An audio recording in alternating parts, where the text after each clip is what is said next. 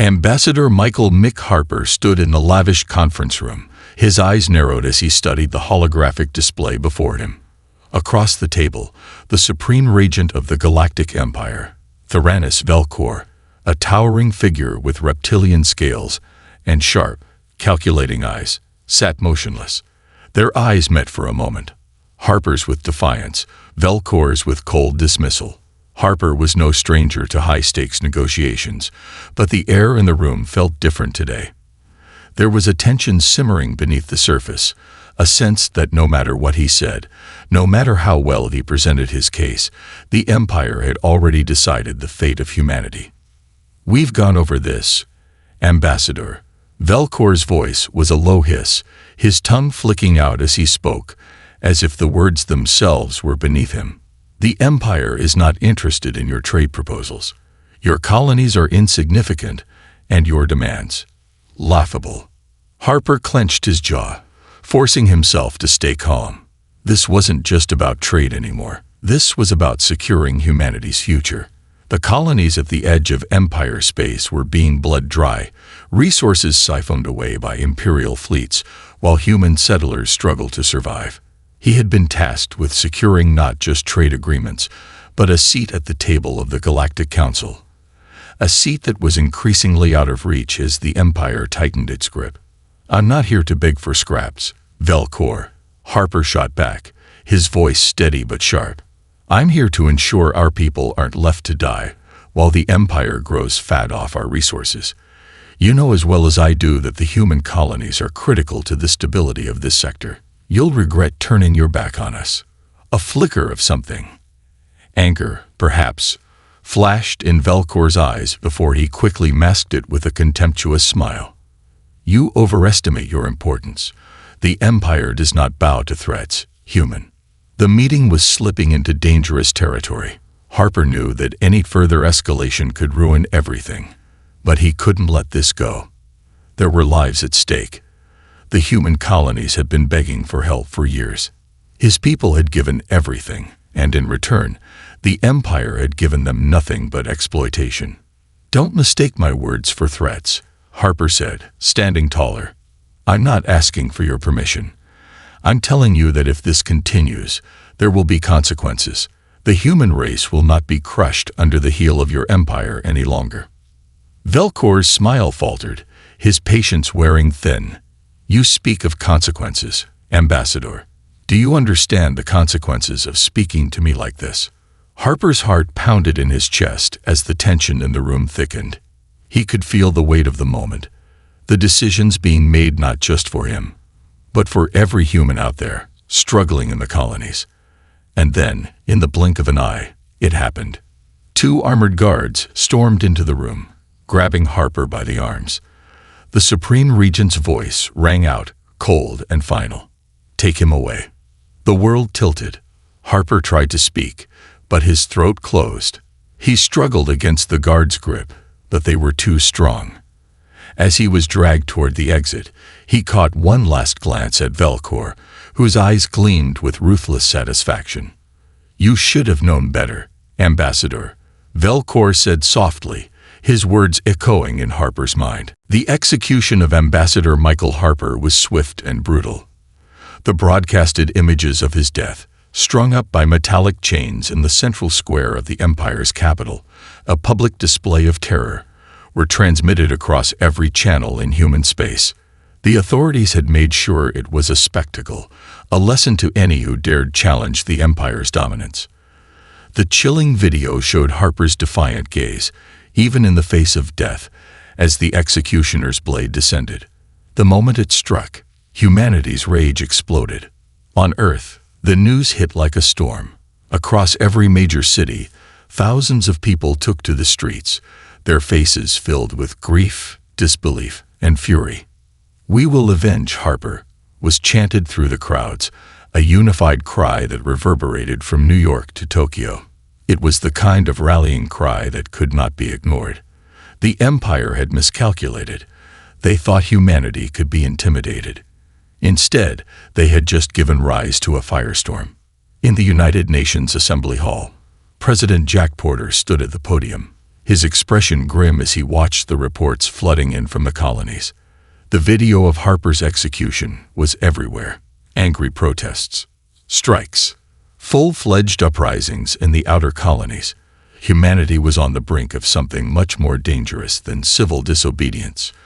The entire human race was on the edge of a precipice. Today, the Empire has made a grave mistake, Porter began, his voice steady but heavy with emotion. They've taken the life of an innocent man, a diplomat who sought only peace and cooperation. But they have underestimated us. We are not a species that bends to terror. We are a species that fights back. A murmur rippled through the room as the assembled leaders listened. This is a call to arms, Porter continued. We will not rest until Harper's death is avenged. We will not allow the Empire to crush us. Back in the colonies, the situation was even worse. Without the centralized power of Earth to enforce unity, the outer worlds had long been neglected, treated like expendable outposts. Now, though, those colonies were becoming the epicenter of the rebellion. Resistance cells that had been quietly forming for years, frustrated citizens, military veterans, and exiles, now found a common cause. Within hours, the first armed insurrection began on the planet Zelfar, a distant mining colony. What began as a small skirmish quickly escalated as the people of Zelfar seized control of key infrastructure, shutting down Imperial supply lines. At the headquarters of the Earth Defense Council, General Alexandra Hayes was already making plans. We need to mobilize, she said, addressing the growing assembly of military officers. The Empire will respond swiftly, but we have one advantage. They are not prepared for what we can do when we fight together. Admiral Miles Doc Grant, a grizzled veteran with decades of experience in covert warfare, stood beside Hayes. We won't win a conventional war. Not yet. But if we hit them where it hurts, their supply lines, their logistics, their infrastructure, they'll be scrambling. We'll make them pay for Harper. Across every human-controlled world, resistance began to take shape. This wasn't just about revenge anymore. It was about survival. The Empire had made one fatal mistake.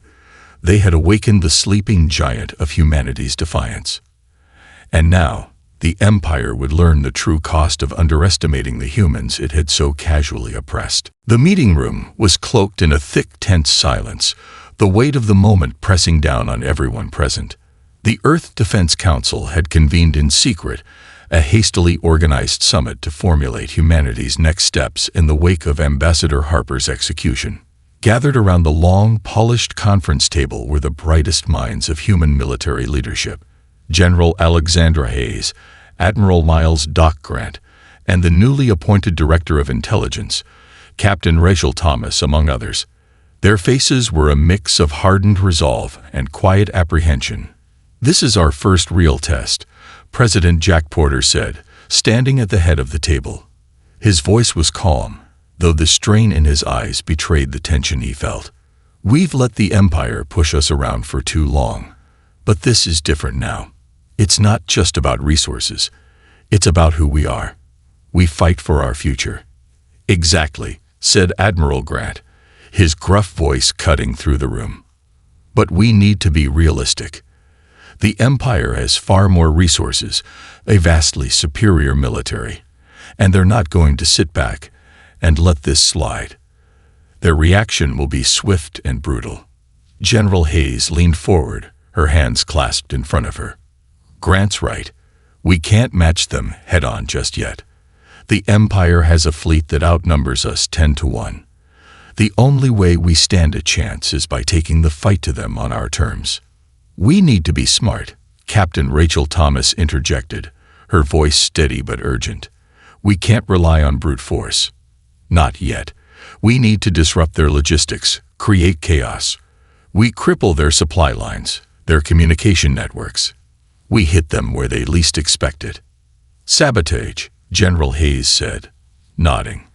We can't afford a full-scale war right now, but we can bleed them slowly. If we cause enough damage, we can make them think twice before committing fully to a war with us. They'll be forced to divert resources, split their attention. We need to make it clear that no world is out of reach, no sector is safe." The group fell into a deep silence. Considering the implications, the plan was dangerous, a series of calculated risks. But Hayes knew it was their only option. The Empire was a monolith, unyielding and vast. Humanity's only hope lay in their ability to adapt, to be unpredictable, and to use the very tactics the Empire despised: subtlety, agility, and deception. A holographic map of the galaxy flickered to life in front of them, displaying the Imperial territories and key locations. "This is where we start," Captain Thomas said, her finger hovering over the map. "We'll target Imperial convoys and outposts on the outer rim. Smaller, more vulnerable targets. If we can take out their supply lines, we can slow their war machine. And more importantly, send them a message." President Porter nodded. "We're not just fighting for our survival anymore. We're fighting for our dignity. For the future of every human in this galaxy. We make our stand here." The group exchanged looks of determination. It wasn't just a tactical decision anymore. It was a declaration. The human race had been pushed to the brink. And now, for the first time, they were pushing back. As the meeting continued, plans were made, strategies formed, and orders issued. The Empire had taken a powerful first strike, but humanity was far from defeated. In the shadows, a rebellion was already taking root, and soon, the galaxy would see just how dangerous the human spirit could be when it was backed into a corner. The first wave of human attacks came as a shock to the Empire. Small but precise strikes against their supply convoys on the outer rim were enough to throw Imperial logistics into disarray. Rebel forces, coordinated by General Hayes and Admiral Grant, executed lightning-fast raids on fuel depots, communications hubs, and key transport routes. It was a strategy of guerrilla warfare, but it was working. The Empire, accustomed to crushing opposition through sheer force, struggled to cope with the sudden chaos. The Empire's response was swift and brutal. Admiral Prevail, one of the Empire's most feared commanders, was tasked with restoring order to the contested sectors. His flagship, the Indomitable Will, a massive dreadnought capable of destroying entire fleets in moments, was dispatched to hunt down the human insurgents. Vale was a master of tactical warfare, and he knew the importance of crushing these rebellions before they gained too much traction. He had seen what humanity was capable of during the brief skirmishes on the outskirts of Imperial space, and he would not underestimate them again. "I want their leadership found and eliminated," Vale ordered coldly to his fleet. "These human rebels think they can defy the Empire. We'll show them just how fragile their resistance is." Meanwhile, on the ground, the human rebellion was beginning to fracture under the pressure. While the initial strikes had been effective, the Empire retaliated with overwhelming force. On the mining world of Zelfar, where the first major uprising had begun, Imperial troops descended in waves, their armored mechs and heavy artillery cutting down the resistance with brutal efficiency. The rebels fought valiantly, but they were outmatched at every turn. The Zelfar resistance, once a symbol of human defiance, was quickly falling apart under the weight of Imperial oppression. Admiral Grant, leading the counteroffensive from his flagship, the Vanguard, knew the importance of holding the line. "We have to hit them harder," he muttered to his crew, his eyes fixed on the tactical display showing the unfolding disaster on Zelfar. "We can't afford to lose momentum." But Hayes, watching the growing wave of Imperial forces over a holographic map, raised her voice in disagreement. "Grant, we can't throw our forces into a losing battle. We need to pull back, regroup, and hit them where they're weak. Continue with our strategy of disruption. If we fight them head-on now, we'll lose everything." Despite their differing approaches, the weight of their decisions was clear. The Empire was bringing everything it had to crush the rebellion. The Empire's fleets, vast and well-coordinated, were swarming through the outer rim, and their Imperial ground forces were sweeping through human-held worlds with terrifying speed. The human rebellion was facing a turning point. The people of Zelfar, and countless other planets, were losing the battle. The Empire's cruelty was on full display, with entire cities burned to the ground and millions of innocents slaughtered. It was clear that the struggle for freedom would be long and bloody. But one thing was certain: the Empire had made a critical miscalculation. Humanity, despite being vastly outmatched, had already proven one thing: when cornered, they would fight back with everything they had. As the Empire tightened its grip, General Hayes and Admiral Grant knew this wasn't the end. It was only the beginning. The relentless advance of the Empire's forces had pushed humanity and its fledgling rebellion to the brink of collapse. On the war-torn fringes of human space, resistance movements were struggling to stay organized, and many feared that the Empire's crushing military superiority would eventually wear down their will to fight. Yet, in the midst of this desperation, something unexpected began to take shape. Humanity's survival would no longer be a solo endeavor. General Alexandra Hayes had known from the outset that they would need more than just human ingenuity and brute force to take on the Empire. They needed allies, alien races who had suffered under the Empire's oppressive rule for centuries, yet had no means to resist on their own. The first step in forging these alliances came when a covert message from the Trilor reached human lines. The insectoid species, known for their cunning guerrilla tactics and stealth-based warfare, had been quietly watching humanity's struggle from the shadows. They had no love for the Empire, but their long history of enslavement and exploitation made them hesitant to join the rebellion. But the death of Ambassador Harper had changed everything. Humanity's defiance had lit a spark in them. "I've made contact with the Trilor," Hayes said, sitting across from Admiral Grant in the secure command room aboard the Vanguard. "They're willing to help us, but only if we agree to give them autonomy once the Empire is overthrown. They've been subjugated for too long. This is their chance to break free." Grant rubbed his eyes, tired but resolute. "Autonomy is a hell of a lot to promise, but we don't have many choices left. We need every ally we can get." The Trilor weren't the only ones who came forward. The Revel, a telepathic species whose minds had been twisted by the Empire's invasive control, reached out as well. For centuries, they had been used as tools by Imperial forces, their mental abilities manipulated to serve the Empire's agendas. Many of their kind had died in wars they never wished to fight. But when the news of Harper's execution spread, their collective consciousness stirred in a way it hadn't for decades. They, too, saw an opportunity. "We have information," said Rivel Envoy Icarus, speaking through a holographic projection in the meeting room. Her voice was calm, yet tinged with the deep pain of her people's long suffering. "We know the Empire's weaknesses, their strategies, their hidden bases. We can turn the tide in your favor.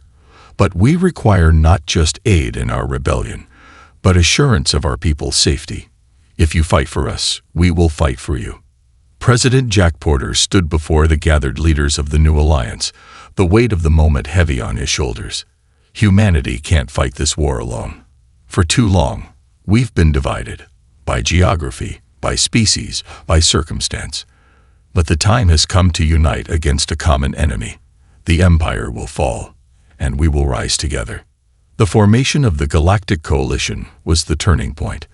A tenuous but powerful alliance between humans, the Trilor, and the Revel was forged in the heat of war. The Coalition, as it came to be known, pledged not just to fight against the Empire, but to build a new galactic order, one where the voices of all species, no matter their origins, would be heard. The first joint operation of the Galactic Coalition was a bold assault on Cylon 4, an Imperial weapons research facility on the edge of Empire space. The Empire had been developing a new class of superweapon, one that could potentially end the rebellion before it even had a chance to grow. The human fleet, bolstered by Trilor stealth ships and Revel intelligence, attacked without warning, infiltrating the heavily guarded facility. The battle was fierce, with both sides suffering heavy casualties.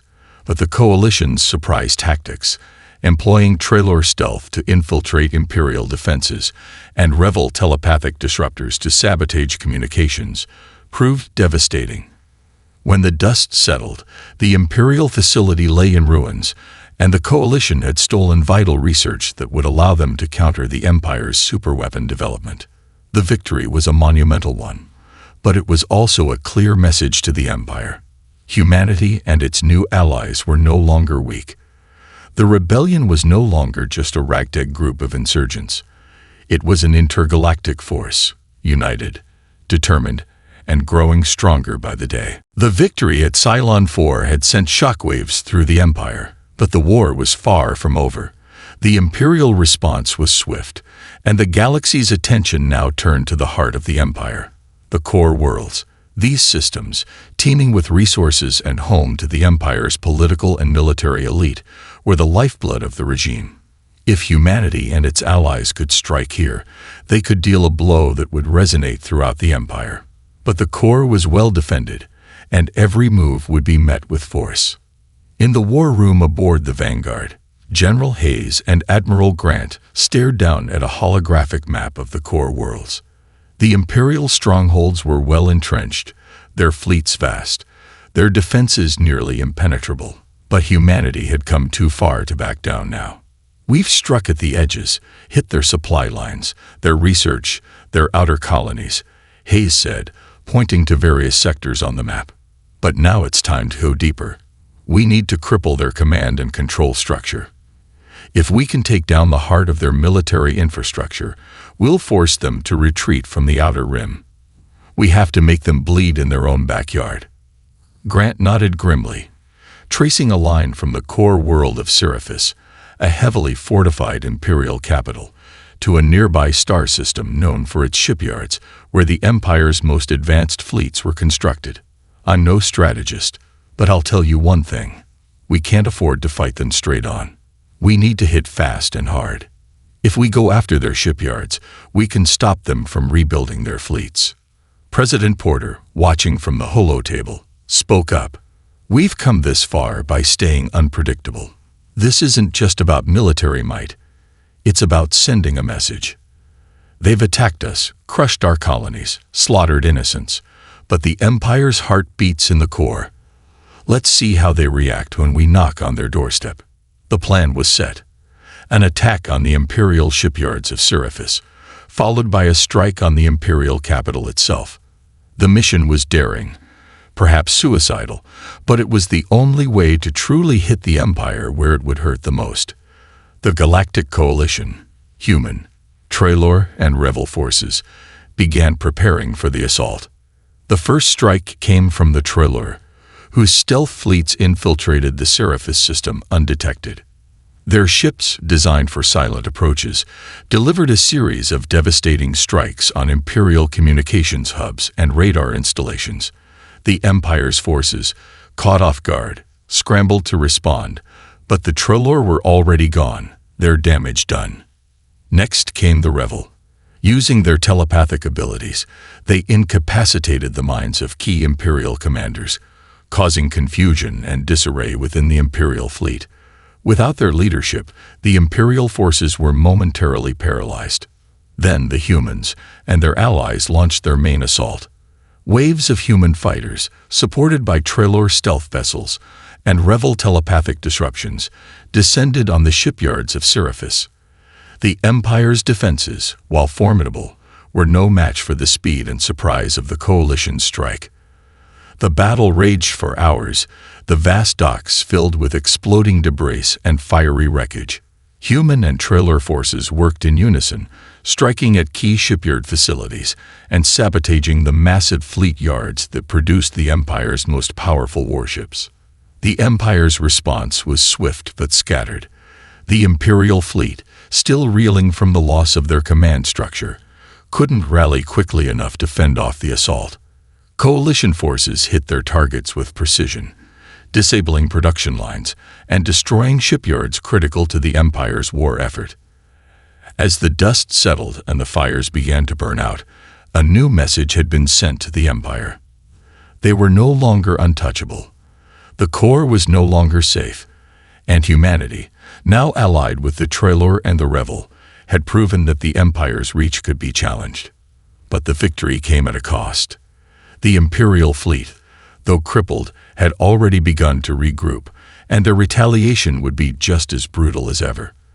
The war was far from over, and the coalition had just made the Empire's most dangerous enemies list. The destruction of the Imperial shipyards in the Seraphis system had rattled the Empire to its core. What was meant to be a show of force, a demonstration that the human rebellion was a fleeting spark, had turned into a full-blown crisis.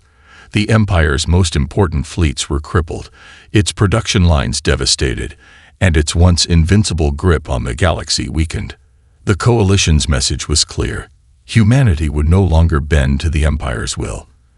And the Empire, furious and humiliated, was now preparing for its retaliation. In the heart of the Empire's command center, Supreme Regent Theranis Velkor seethed with anger. His towering reptilian form was rigid with rage as he paced back and forth, his claws clicking against the cold metal floors. His trusted advisors stood at attention, their faces a mixture of fear and calculation.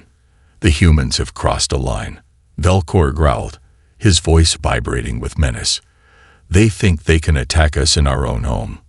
We will make them regret this." General Prevail, standing silently by the war table, nodded grimly. The shipyards are gone, and their strike against Seraphis was just the beginning. They've shattered the illusion of invincibility, but they've also underestimated our resolve. A large hologram flickered to life, showing the strategic map of the galaxy. Key points of coalition resistance were highlighted. Worlds that had once been imperial strongholds, now boiling with rebellion. It was a war on two fronts, the Empire's retaliation and the rising tide of human and alien insurgents.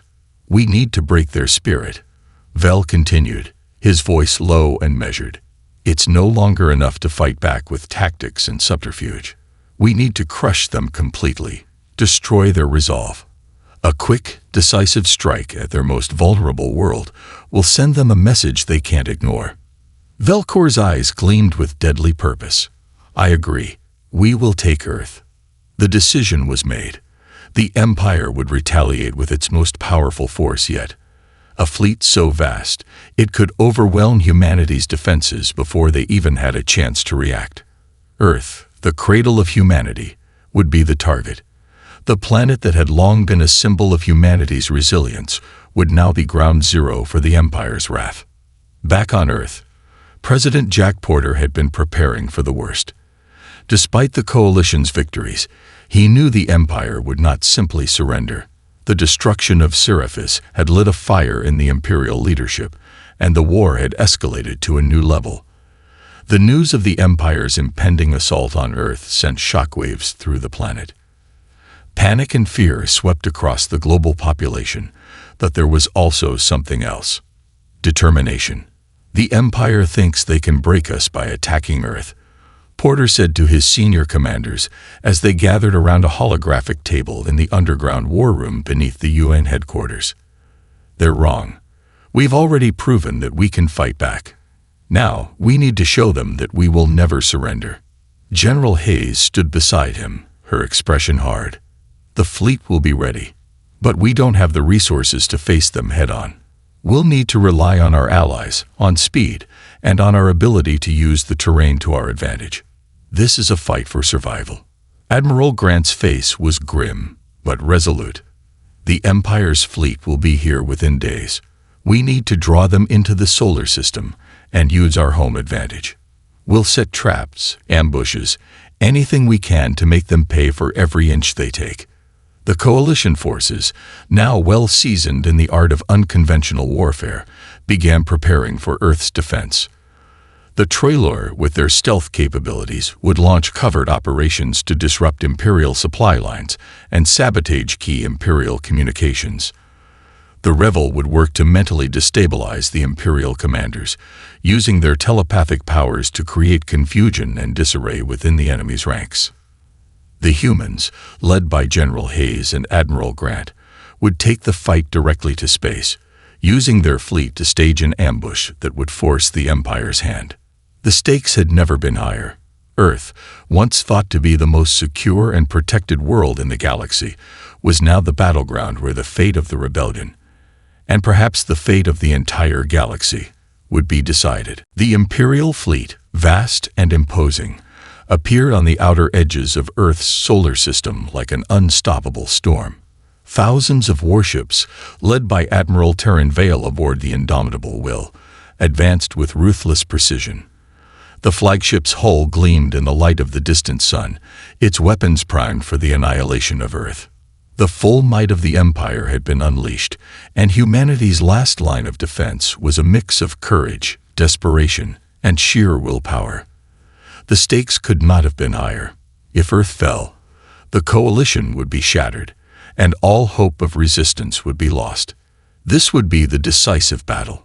Inside the UN war room, President Jack Porter stood tall, his hands clasped behind his back as he watched the tactical readouts flicker across the screens. "It's now or never," he muttered. "We have one chance to make this count." General Hayes and Admiral Grant stood beside him, their faces grim but resolute. Earth's defenses, while formidable, were stretched thin. The Empire had the advantage in sheer numbers and firepower, but humanity had something the Empire did not: the will to fight for their freedom, their homes, their very existence. "We're not going to win this through brute force," Hayes said, her voice steady despite the tension.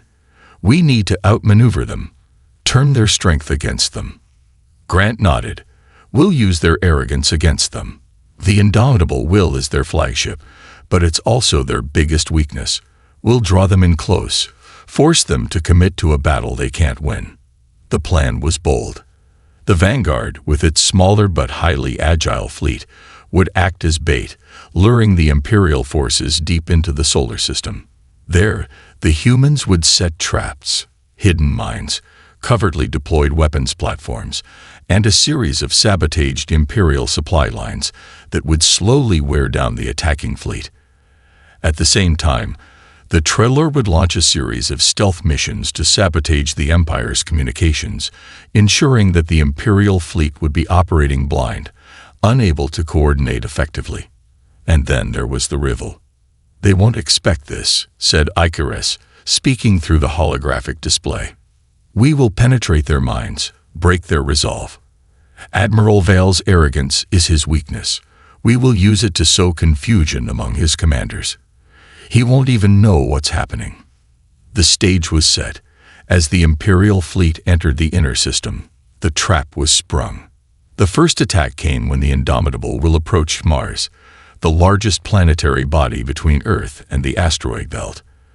The humans launched a full-scale assault using hidden mines that erupted in bright bursts, crippling the lead ships of the Imperial fleet. The remaining ships faltered, unable to respond in time as the Trailer fighters emerged from the shadows, picking off stragglers with pinpoint precision. Prevail's flagship responded with firepower that shattered nearby space stations, but as it closed in on Earth, it began to falter. The Prevail's telepathic strikes hit the Imperial commanders like a wave of panic. Distrust rippled through their ranks. Confusion spread like wildfire as entire squadrons hesitated, unable to carry out orders. The Empire's once disciplined command structure had begun to collapse from within. But it was the final twist that broke the Empire's resolve. The human fleet, led by the Vanguard, made a daring assault on the indomitable Will, focusing on the flagship's primary weapon systems. In a last-ditch effort, Admiral Prevail ordered a counteroffensive, but it was too late. The Vanguard's precise strikes disabled the indomitable Will's weapons array, leaving the flagship vulnerable. With one decisive blow, the flagship was disabled, and Admiral Prevail was forced to retreat.